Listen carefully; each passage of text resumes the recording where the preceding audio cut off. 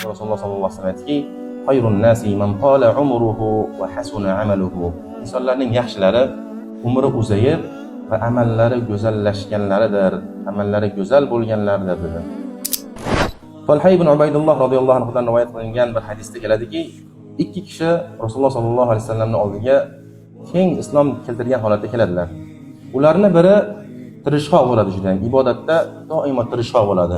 Hatto tirishqoqligidan, g'azotlarga ko'p qatnashganligidan boyagi do'stidan ko'ra birinchi shahid bo'lib ketgan.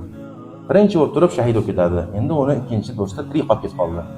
Shunda ikkinchi do'sti u shahid bo'lib ketgandan 1 yildan keyin, ro'baro'si 1 yildan keyin vafot etadi. Vafot etganda bir kishining tushiga kiradi.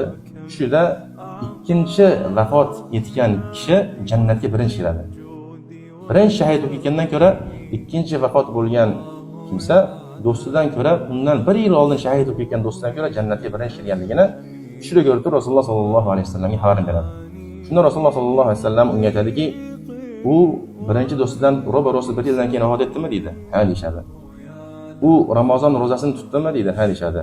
Va falonchi namozlarni o'qidi va falonchi sajdalarni qildimi desa ha deyshadi. Shunda Rasululloh sallallohu alayhi vasallam aytadiki, u bilan birinchi do'stini orasidagi farq yer bilan osmon kabidir deydi. Ya'ni ikkinchi vafot etgan kimsa jannatga birinchiroq kirdi. Nima evaziga desa, 1 yil hayot kechirdi, yo'q shahid bo'lgandan keyin. Va Ramazon ro'zasini tutdi. Shuning uchun uni jannatdagi darajasi birinchi shahid bo'lib ketgan do'stidan ko'ra osmon bilan yer kabi masofada bo'lar ekan. Rasululloh sallallohu alayhi vasallam aytdiki, "Xayrun nasi man qala umruhu va hasuna amaluhu."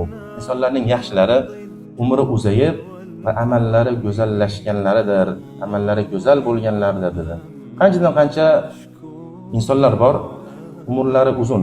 Alloh taolo hammaga ham tavfiq beraveradi, uzun umr kechirishlikni. Ammo uzun umr kechirib, go'zal umr kechirishlik hammaga ham berilavermas ekan.